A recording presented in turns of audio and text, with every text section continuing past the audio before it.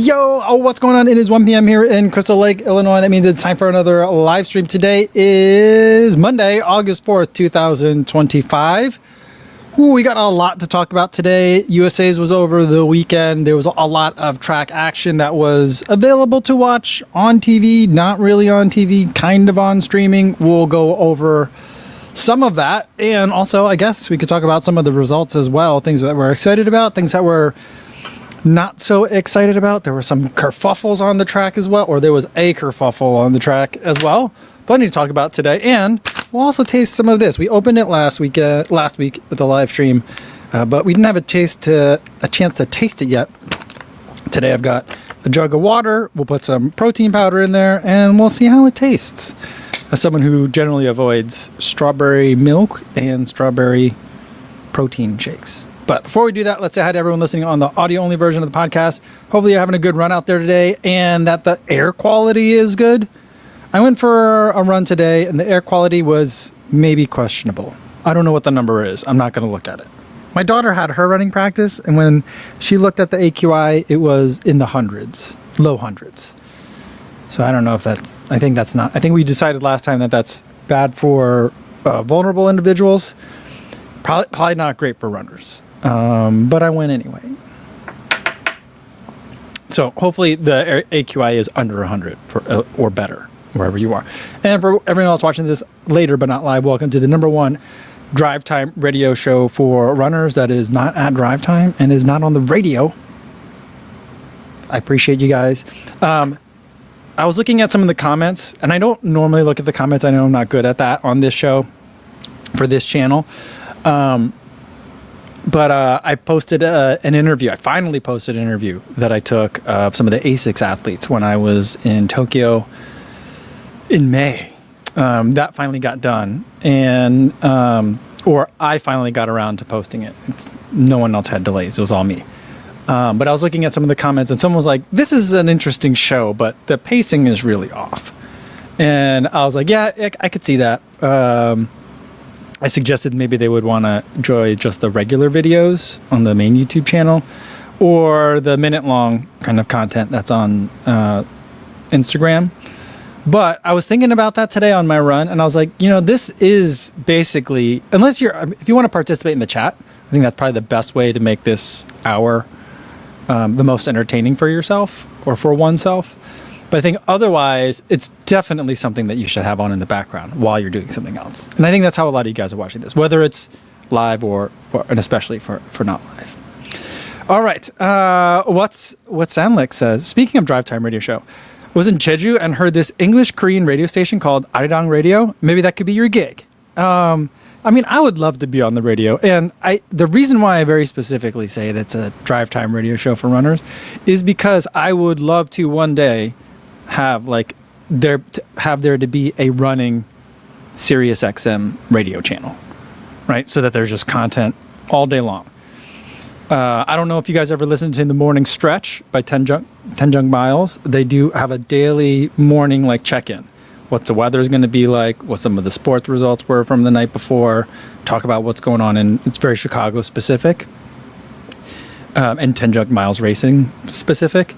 But that could be the morning drive time radio show. I'd be the afternoon drive time radio show, or the evening, and then there could be stuff during the day, and then there could be, I could see it being maybe not 24 hours a day of content, but I foresee a channel, and I'm putting in my reps now, so that way people would be like, "Can you handle 3 hours a day, 5 days a week?" I'd be like, "I could." But yeah, that'll take up a lot of time though, and so the money would have to be right for that. And I don't have the kind of money to pay myself to make that show yet or that channel. But that's kind of one potential dream for that. We'll see. So you guys are talking about the crowns a lot in the chat, and I don't know what that is. I don't see the crowns. That's something that you guys see, and maybe it's because I'm looking at it through StreamYard, my streaming software. I guess I'll have to go back and look at the channel itself to see what the chat looks like, to see who gets the crowns. But to the extent that you guys are competing for them, if you guys want to compete for them, and I don't know what the consensus is for how you get the crowns in the chat, but If you guys want them, that's great. But I don't see it. It doesn't make like your chats come up any clearer to me. Duke BB says, I bought my son, who will be a sophomore in high school, the Rebel version 5 over the weekend for cross country season. I feel like that's a pretty good choice. But I also feel like my daughter has really thrown me off in terms of making recommendations for, not just my daughter and my nephew have thrown me off on making recommendations for younger runners, because I bought my nephew a pair of the original Hyperion Tempos when he was running track in high school. And this was a little while ago. Well, the Hyperion Tempo was still new. It wasn't brand new, but it wasn't switched over to the like Hyperion yet. I think it was that second round of them when there was the red one. And so I think I got him, maybe I got him those, maybe I got him the blue ones, I don't remember. But he loved those for everything. And I was like, oh, for everything you like them? Okay. And then my daughter doesn't like hardly any of the shoes that I like. And so she likes things a little bit more stable. I feel like her preferences are probably very similar to like, I feel like she's never been in an 880, but I feel like she would love it. And so I feel like something that's a little bit more flat and stable is what she would like. So I wonder if like, is that just those two random incidences, or is it something with younger runners? I'm not sure. You'll have to let me know how your son likes the Rebel 5. AJ ran an 8:38 at the Volcanic 50K around Mount St. Helens. Oh, congratulations. That's awesome. Very cool. Very cool. Wait, where's the button on that? This one. Yeah, that's the button I was looking for. You know, see, we're not pressing the button enough for it. Speaking of races, I'm going to be racing on Wednesday in Detroit. If you guys are in the Detroit area, you should come and join. If not to watch, you can also hop in a 5,000 meters on the track. There will be multiple waves, so you'll be running with people around your speed. And you get to then also watch other people race. And then there's an Exhibition 800 at the end with some sub-elites. So that should be fun too. I'm planning on being there all evening long so we can hang out after my race. And then I don't know what heat I'm in. I got an email for it today, but I don't know what heat I'm in. And I do think that there's probably still spaces available. So if you are around in the Detroit area, I guess Detroit, Windsor area, I don't know how, I think that's close, right? I'll be at the Detroit Classic. Go to the Detroit Classic Instagram account. That's probably the best place to find information. And AJ said for the race around Mount St. Helens, the Presidio Pros held up great all the way. Nice. Nice. Okay.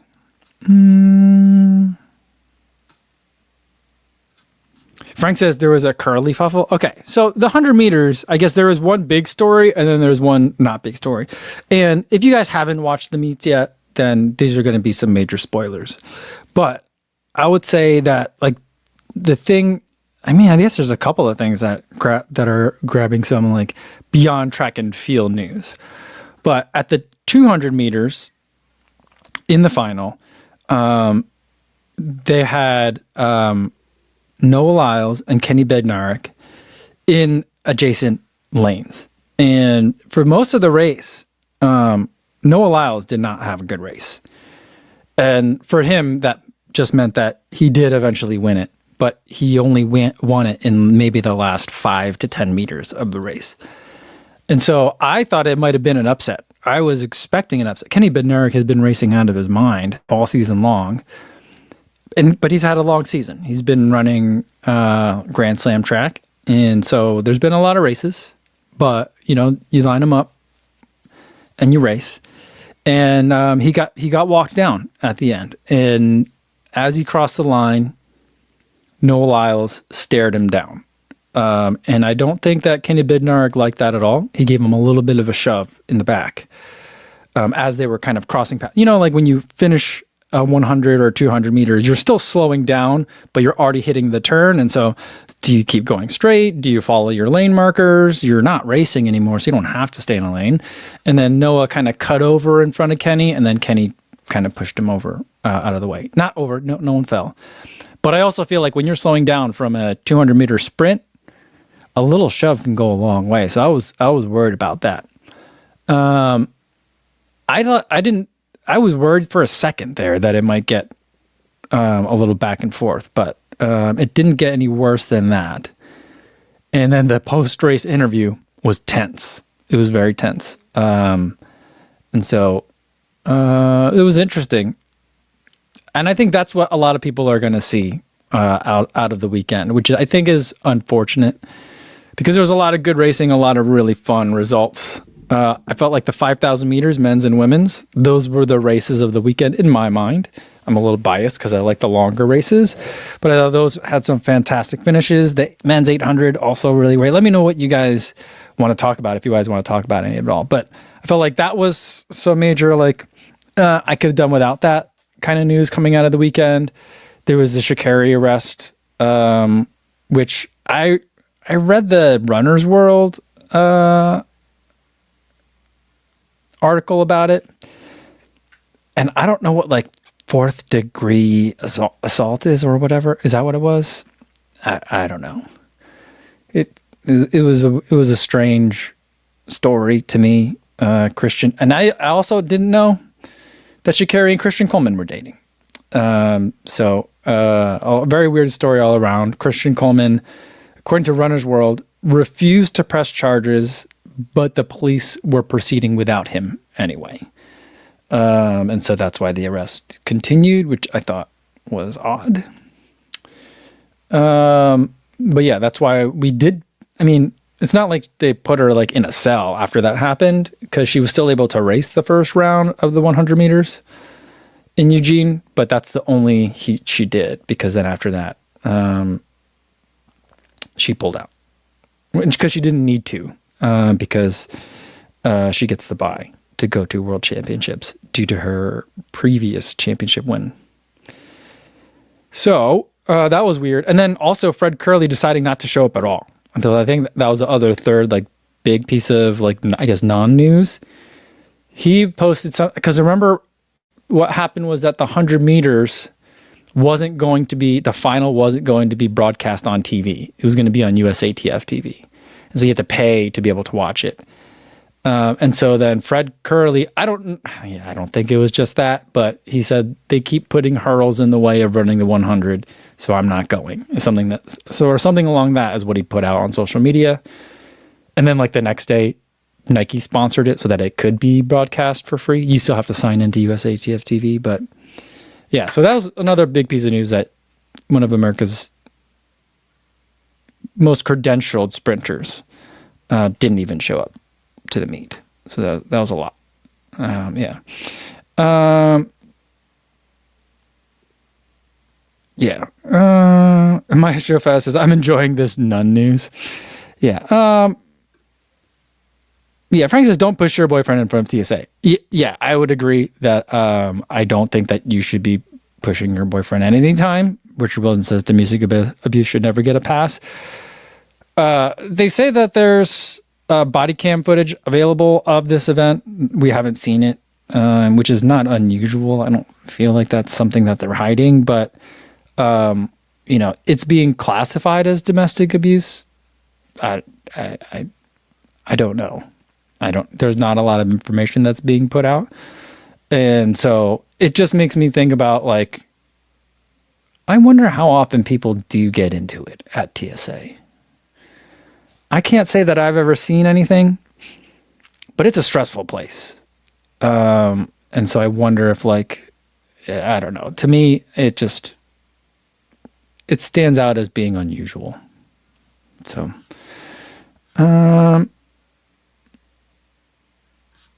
yeah, Tim Lofton says sprinters are kind of weird. It's yeah,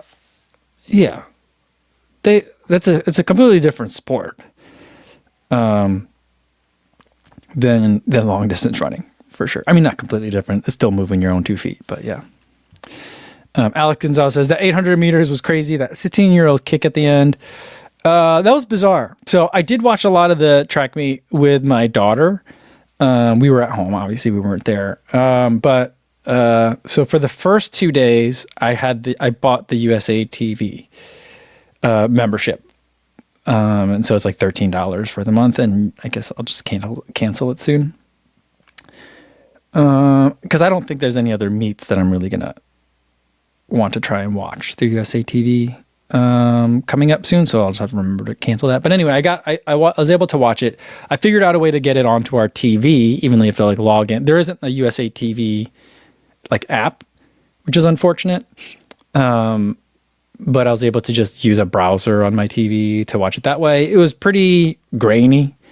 Like the quality of the stream was not great. The quality of like the production looked good enough, but I just couldn't get it to look clean on my screen. But anyway, we watched a lot of it, and my daughter was always super interested whenever there was a high schooler, and there were a lot of high schoolers at this meet. And I had to explain to her, I'm like, no, it's not like they give them a high school spot. It's not like they invite a high schooler to come also compete. Like, this is a high schooler that's competing at the pro level. And she's like, oh, okay. And then we watched a lot of those together. And then she runs the 800 and the 1600. So she was excited about watching both the men's and women's 800.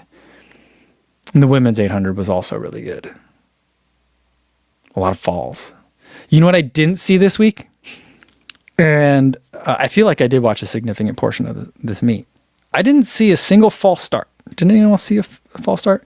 There was one time, I think, in one of the 1500 meter heats, you know, when they like call everyone to like, all right, runners to your marks, and everyone kind of does a little hop, skip, and a jump to get to the line, and then like they get ready. There was one time when they were like, no, back it up. And then someone got a yellow card, which I don't even know how that works. But someone got a yellow card. But I don't think I saw any races get called back. So that was a surprise, and that was nice. You know? Mm-hmm. Andrew Scott said that I had no idea that this juicy goss was going on. Yeah, there's some stuff. And so like with the Kenny Bednarik thing, it's out of character for him because I don't know, he has such like a clean, nice guy kind of persona. And it seems genuine, you know? And so for them to get involved in something like that is definitely like Noah dragging him down a little bit. And Kenny has been saying like, you know, if Noah has a problem with me, I expect a phone call. I don't think that there's probably going to be any phone calls happening. It just seems like Noah needed someone to pick on, and I felt like the person in the lane over next to him was the first person there. And so I just think that it was not cool. All right, let's get this strawberry protein shake open. Now, there was one thing that I was looking at this. So the numbers on this are pretty good. 34 grams of carbs, 20 grams of protein. So you're getting a lot of carbs and protein, and 500 milligrams of salt, which I think is great. So it's kind of like your electrolyte drink and your recovery drink all in one. But when you look at this, this is a big bag. It's a heavy bag. It's 2 pounds, 10 ounces. The serving size for this with 16 ounces of water is 3 scoops. That just seems like a lot. Let's see if I can find the scoop in here. Oh, whoa. Oops. I just spilled a bunch of it on myself. Is there not a scoop in here? Oh, man. If there isn't a scoop in here, how am I going to eat this? Oh, is Tailwind... Oh, no, here it is. I found it. It's in there on the bottom. I forget what brand it is, but there's a brand that's out there that doesn't include scoops. They assume that you have one. And they don't want to, they're like, we don't want to add extra plastic to the world. So we're going to assume you have a scoop, or you could just use tablespoons. I forget what, does anyone remember what brand that is? Okay.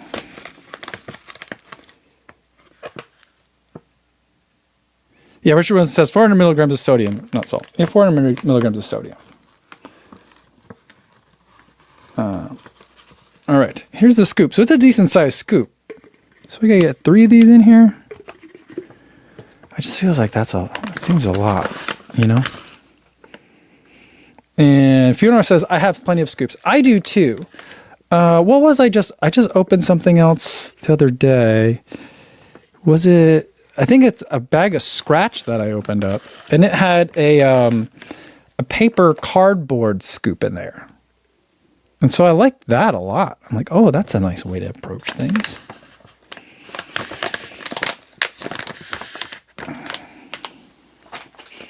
AJ says, I wish these carb drinks would have no salt. Sometimes it's too much. It gives you rocks in the stomach. I could see that too, but I also feel like, I don't know. We've talked about this before. Sometimes I feel like I kind of have a very salty diet. Do I really need to be adding salt? And then other times I'm like, it's summertime, I'm sweating. I need all the electrolyte drinks. And so I go back and forth on it. I don't drink a ton of these like recovery shakes. So I feel like it's okay if I have a salty one. I don't know.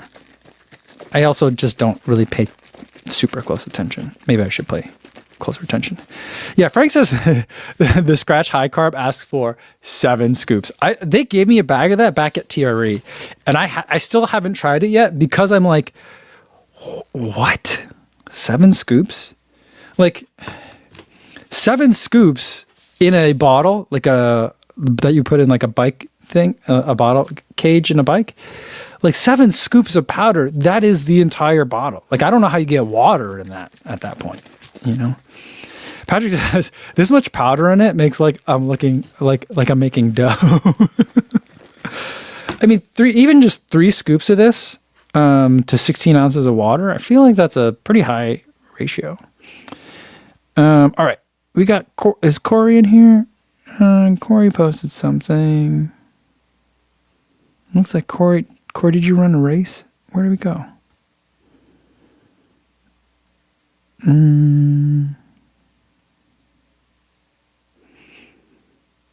Yeah. All right. I don't know where that Corey. It looks like you ran a race. Congratulations to you. I post it again. Let me know what you ran.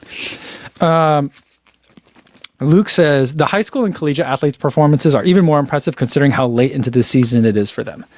I would agree with that.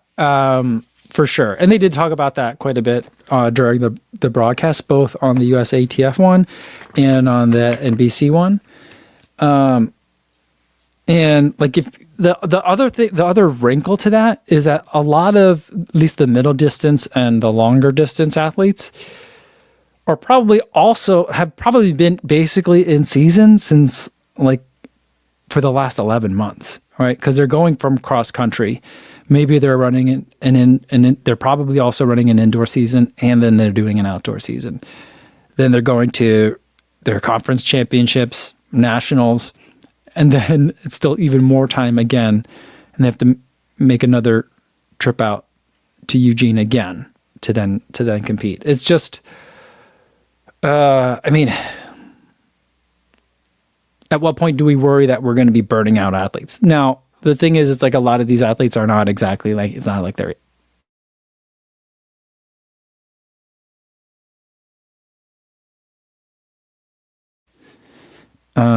that was something that I remember people were panicked about in the 90s and the early 2000s when I was running in high school and college. But I don't know if people are still worried about that. But that would be my concern. It's like, yeah, they might be able to make it through this season, but are you wrecking them for like 10 years down the line, 5 years down the line? I don't know.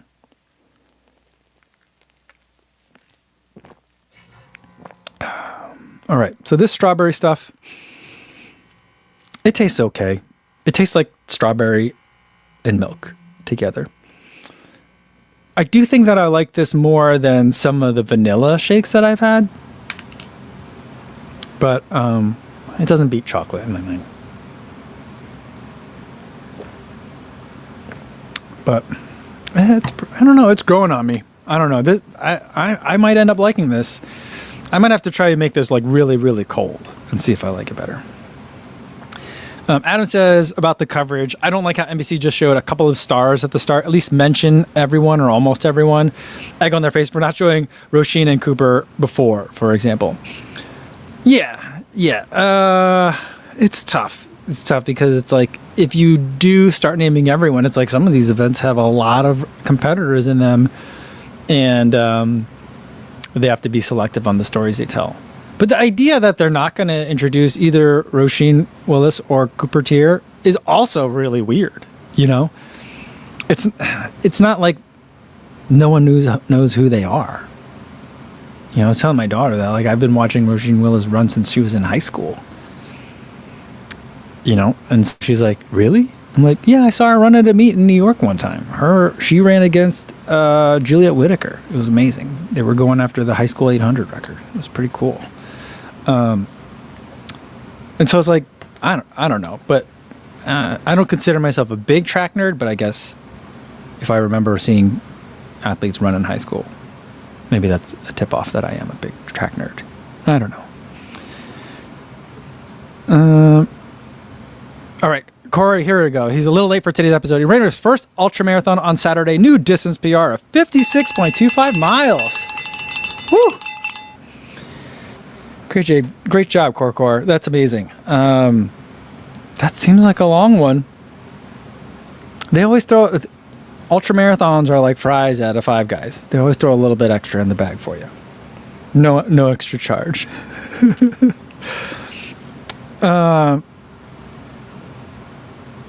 Juliana VB says, I just saw an ad for Mystery Scratch, a prototype. My guess is not the one that you just had. No. This is Tailwind, and it's pretty good. I'm trying to think I don't think I've had the Scratch prototype. Yeah.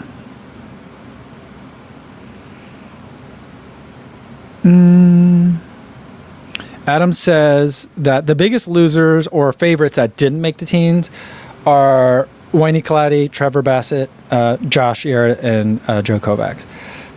The shot put was stunning in terms of the results and him not making the team. Yarrett not making the team also was really surprising because I felt like he came in on the weekend with a lot of swagger, and I feel like the 1500 meters is a race where, I mean, every race is a sprint, but I feel like the 1500 meters is just a long sprint at this point, and I feel like the more sprinty it is, the more that swagger and confidence and feeling good makes a big difference. He was running in his speed suit with the zipper down, showing off a little bit of chest. I was like, I like the. It's like it was like Urkel and then Urkel. You know what I mean? Like Yard came in and he was. I felt like he came in like the big dog, and I thought he was going to have a great race. And the fact that he did not make it is stunning. Stunning. Yeah. Yeah. And then Wayne raced well. She came in fourth twice, which is, I guess, a good sign, but also tough. And then Sidious was reporting that Wayne still could go depending on what goes on with Taylor Rowe in the 10,000, because Taylor Rowe doesn't have enough points, or however it is, ranking points, standard stuff, that I never really understand. But she's not exactly qualified in some way. I'm not sure. Maybe someone else can explain it to me. But yeah, those were. It's tough. I'm a big Wayne fan. I've had the chance to see her race in person in New York a bunch of times, and it's amazing to see her run. And I'm not trying to make anyone not make the team, but she's also like, I feel like she deserves a spot somewhere. Luke says, very curious to see if Cole, Grant, or Nico will drop the 5K and focus on the other race, letting in Drew and potentially Cooper. I thought about that too. My daughter and I were talking about that. I'm like, sometimes when athletes double, they just want to see if they can make both teams, and then sometimes they will decline their spot, and then whoever's next in the line will get it. And she's like, "Oh, does that happen a lot?" I'm like, not really. I don't think so. I don't think it does. I guess I have not really tracked it, but it doesn't seem like something that happens a lot. It seems to me like a lot of people, if they have qualified in 2 events, they are going to compete in 2 events, even if they're a little bit banged up, and maybe shouldn't be in either of the events. Not that I feel like, for world championships, I feel like there shouldn't be any sort of like sense of obligation to the team, to the national team, to be like, well, I'm banged up, so we should send someone that's feeling a little bit more fit. I don't think that should be the case in world championships. In the Olympics, I think that kind of a little bit.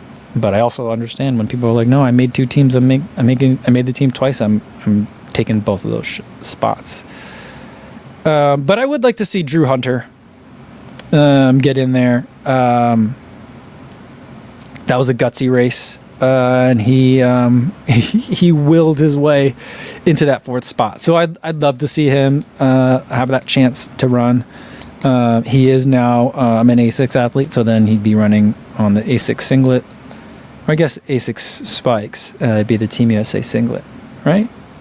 No, they get to wear their own. I'm trying to think now. Do you wear the country's? I don't remember. Someone remind me. Do they wear the country's kit or do they wear their own kit? I think you wear the country's kit, right? But at least you have the A6 spikes in Japan. So I feel like that'd be kind of cool. Especially since he basically was like kicked to the wayside, in my opinion, by his prior sponsor. So I feel like that'd be a nice story arc to have there. And then we have an update from Alan on the UTD that we talked about at the way end of last episode, where they have dropped their track program. But he says that there was enough noise made to get the program reinstated for 1 year, but the whole situation is pretty messy. You know, it's like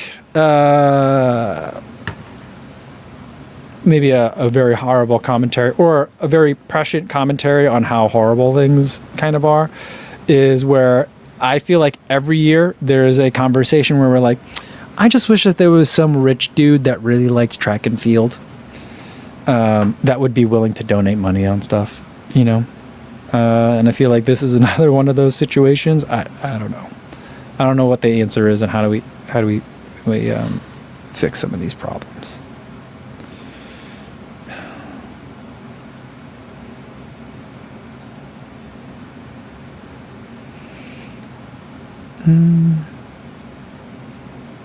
Spencer Reek says, I've been loving these last few days of cool weather in Kansas.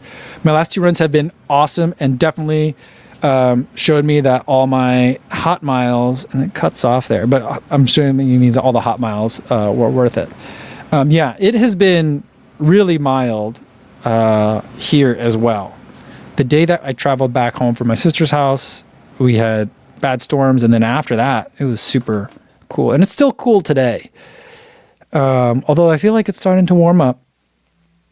And I like to think that my heat acclimation, even though I feel like I don't have any, made today still feel like a pretty normal day, a cool day, even though the temps are starting to rise here. And so I feel like that makes me feel good. But I think even here in Crystal Lake anyway, I think by the end of the week, we're going to be in the 90s again. So summer's not over, guys. Yesterday we did go to a neighboring town's pool. The girls and I went, and because it was cooler, the pool there felt like it was frigid cold. So we didn't stay there very long. And the irony is, the weird thing about Midwest summer is that it ends as soon as it begins. So like we went to this pool over in Palatine, and this is the last week was the last full week of regular hours.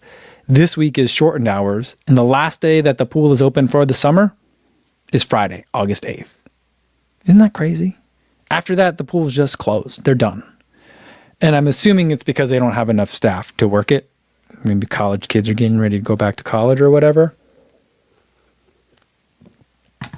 But Thursday is going to be like 90 degrees. And it'll be like, sorry, pool closes at 4 today because summer's over. You know? It's so wild.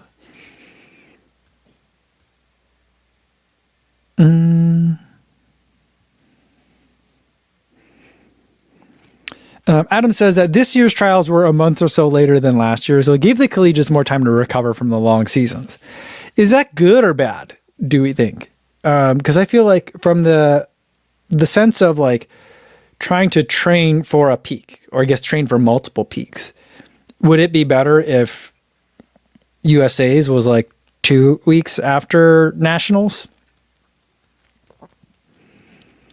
Because then you're just staying at peak, or like when it's a month away, you come down and then ramp back up. I'm not sure how that works. I'm guessing the longer time is probably better for a tired athlete. But yeah, it's hard. Johnny wants to know, are you going to Worlds, Mike? Are you combining it with your travels to Sydney? I am going to be at Worlds. I'm going there for like the first few days. That's when the marathons will be. So the marathon, they usually put it on the weekend. And so it's like the first day is a Thursday maybe, or a Friday of the meet. And so I'll see that. And then I'll watch the marathons as well. So I'll be there for a few days. But I am going to come home from Sydney first. I'd been talking with my manager about like, do we stop at a couple of places in Asia? Do I just spend more time in Tokyo? Should I stop by Korea while I'm over there? But I'm like, it's going to be like the Sydney trip, I think is going to be a pretty big one for me. And I'm going to want time to like work on videos after the race, recover from the race. It's not going to be a PR send for me, but it's still going to be traveling halfway around the world to try and run reasonably hard. I'm going to try to BQ on that Sydney course. So that's kind of where I'm aiming. And so I felt like without a very compelling financial reason to stay in that part of the world, keeping in mind that while they are in like the same time zone, they're not close to Sydney and Tokyo are not close to each other. So I felt like I'd just come home for like a week and then head out to Tokyo after Sydney. It's a lot of time on planes, but it's just kind of awkward with the timing,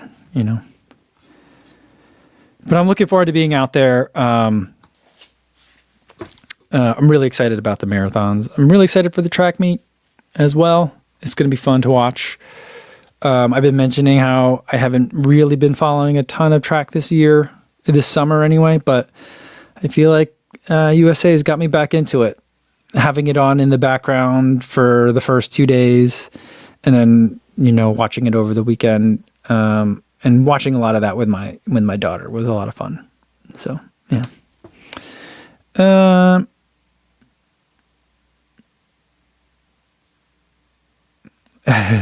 Yeah, Juliana VB says like they should have pools open until mid-September. I am in complete agreement with you. I think they should.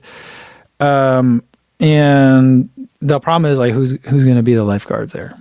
There are in Crystal Lake. There are lakes, and I feel like those close down pretty early as well. And I'm like, that's kind of annoying. I wish that wasn't the case.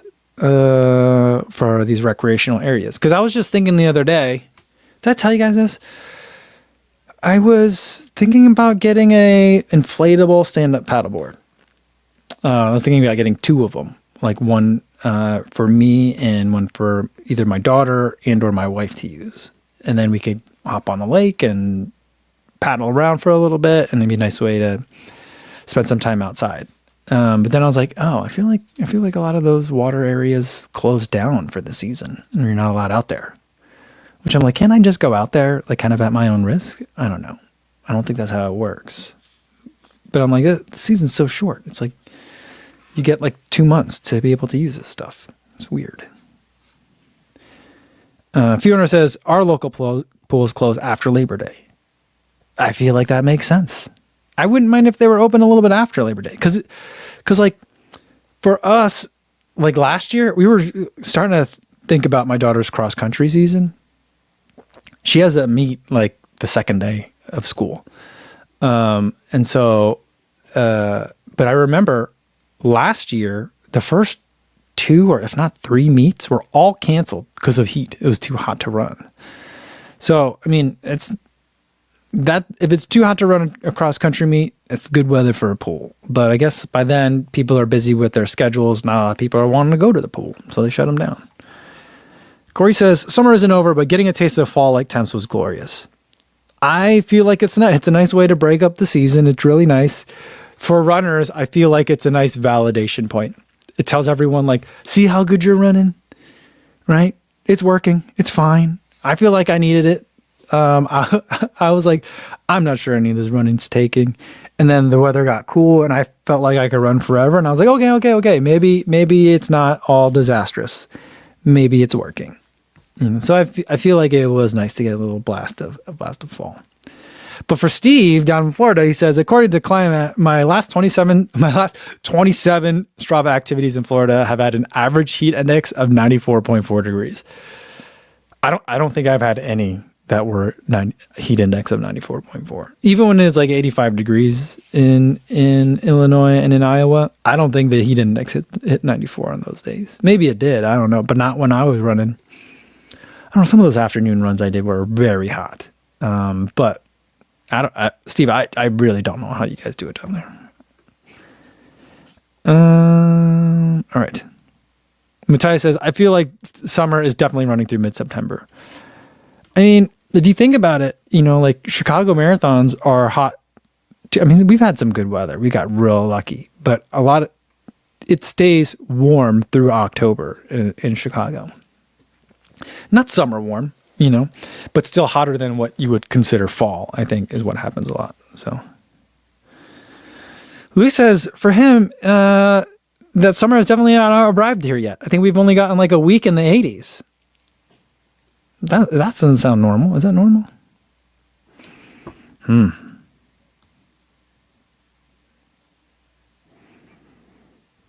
right, CV76 says, on a YouTube deep dive on porta potties, can you interview Daniel Tom? His channel is awesome. All right, I don't know who that is, but let's write that down so I can look for it. Is he like a porta potty guy or what's going on there? I really feel like a porta potty business sounds like a good idea. Like, I feel like you could probably convince Steven Scullion to get in on that. I feel like he would be like, tell me more. What are the numbers like? But that would be pretty amazing. But yeah, I'll look into that and see what we can do.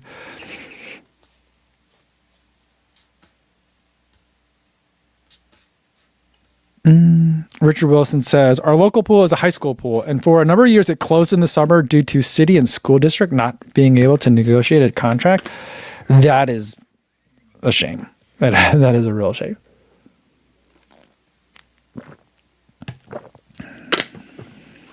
Guys, this strawberry shake, and I think probably all protein shakes, they just kind of need to be chugged. I don't like slowly sipping on it.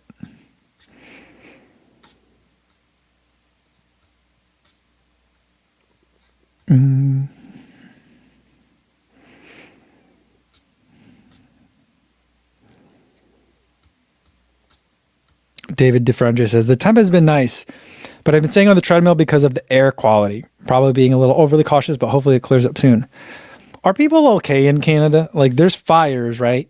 Are people in danger? Is this normal? This doesn't seem normal. Is this normal? Is this the kind of stuff that happens naturally, or is this a problem? Because you just hear that it's smoky because of fires. But I haven't seen anything about like firefighting activity. People aren't talking about like percent contained and all that. What's going on with that? I can definitely understand, David, that you're concerned about the air quality. I know I'm very blasé about it, but my daughter does have some respiratory issues. And so like I probably should be paying closer attention. I do check in with her and see like, because she's running throughout the summer, and I'm like, how does it feel? Are you doing all right? She hasn't had any problems. She hasn't had to like reach for her inhaler on any days or anything, but I don't know if that's a good barometer of it's okay or not. I don't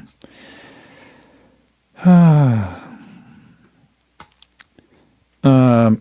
Did we touch on everything that I wanted to talk about for USA's though? I feel like there's so much else that happened. Sydney McLaughlin not running any hurdles. You know what I was I don't know. I think this might be maybe an unpopular opinion. But I'm starting to think that maybe on the pro level for women, they need to raise the hurdles up a little bit for the 400 hurdles. I feel like the times are just, the difference in times don't seem to be right in my mind. I don't know. Or maybe it's just that we have generational talent, right? There is but then like Femke Bol also runs crazy fast. There's a lot of women that are running very flat 400s and hurdle 400s. And so I'm like, maybe they're just all that talented. And we are benefiting from a statistically random, but a coincidental glut of exceptionally talented 400-meter hurdlers. But I'm also like, sometimes those hurdles look a little bit low. Maybe we need to raise them up a bit.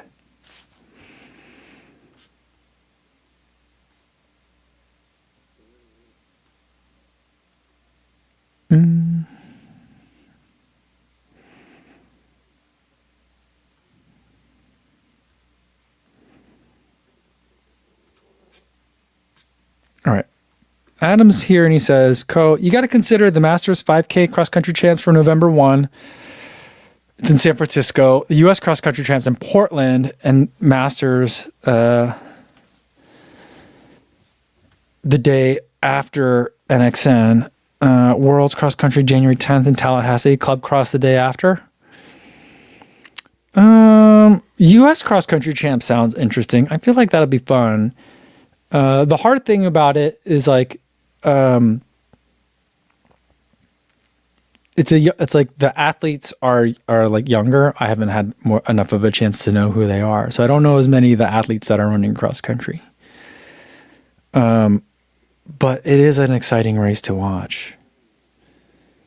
Masters 5K championships in November. I mean, I think that's the same weekend as New York Marathon. And so for the same reason that I'm not going to New York Marathon, I'm probably not going to go to that. I want to stay home for Halloween for my kids. So I probably won't do that. But what is the date of the U.S. Cross Country Championships? I haven't been to Portland in a long time, it feels like. If it's out there, that does sound fun. All right, Tim Lofton says that many of the wildfires are getting worse and spreading more rapidly due to various beetle infestations that kill off large swaths of forested areas, and it makes these areas more susceptible to wildfires. I had no idea. Our tree out in the front of our house, we have one tree. I thought it was I guess, and maybe it is, I'm not sure. I thought it was some sort of cherry blossom-like tree because around March and April, it would flower these really pretty white flowers. After a big storm, one of the branches kind of broke. Not completely off, but it broke. We called a tree guy in to take a look at it, see if, like, I don't know, can we like tape it back together and maybe it'll grow back? Or do we have to remove it? Or is there more stuff that needs to be removed? And apparently there is some sort of thing that my tree has. It's sick, which may be why that branch broke. But the tree guy was like, yeah, that's why your leaves have all these spots on them. So our tree isn't doing great, guys. It's not beetles, but like I said, it's something else. It's got a cold of some sort. I'm not sure. But sorry, I didn't mean to make it about me. We're talking about Canadian wildfires. We didn't need to make it about me. But, yeah, that's weird. And why are there more beetles? Does anyone know? I mean, the answer is probably climate change, right? But, yeah, I don't know. Does anyone know, does anyone know why? Stevie76 says Allie was a DNS in the final. I know, shit, she made it as a little key, right? She qualified on time to the final. I don't know why she didn't run. I mean, she posted about it a little bit. I didn't read the post. I saw some of the pictures. They were pretty cool. But yeah, I wonder. We'll have to look into that, guys.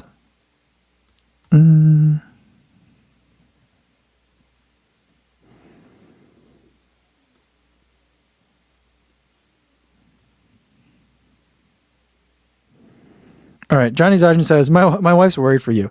She wants to know if you get a 7-star after Sydney or whether you have to start over. That was the funny rumor that I was trying to start, that now that there's 7 stars, everyone has to start over and collect all 7 again. But that didn't take. No one believed it. But you don't get a 7-star medal. My understanding is it keeps your tally. Like, everyone has an account, That's how you know, or you can prove that you deserve a 6-star whenever you finish it, is because those races all report results to, like, Abbott. I think Abbott does it. I don't know. There's a website and it keeps track that you have 7, but there won't be a new medal until there's 9 stars. That's my understanding. So then Cape Town is in the process, the development process, and I think, is it Shanghai? There's a race in China that I think that they're putting into development for the 9th star. And then once there's 9, then there'll be a new medal. I feel like there should be like little pins or something. You should get something. But I don't know. It's not like I'd wear it anyway, so I guess it's not that all a big deal.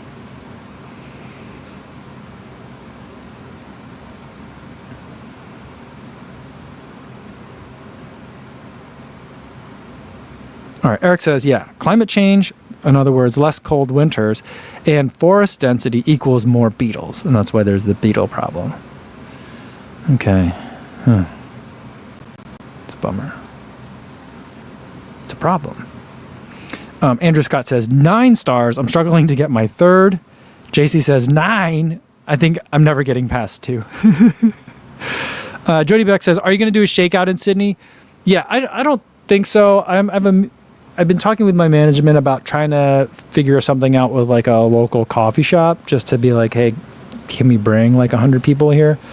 Would you be cool with that? And so we were supposed to have a meeting today. It got rescheduled to later in the week. It's going to be pretty low key. I think that all the brands aren't activating like they would at like Boston or New York or even Chicago. And so maybe it's because it's the first year that it's a major, but I think also just because it's far for a lot of their teams to get to Australia. And so, yeah, I mean, I feel like a lot of those brands have local teams, so I don't know why that's a big problem, but it doesn't seem like a lot of people are activating.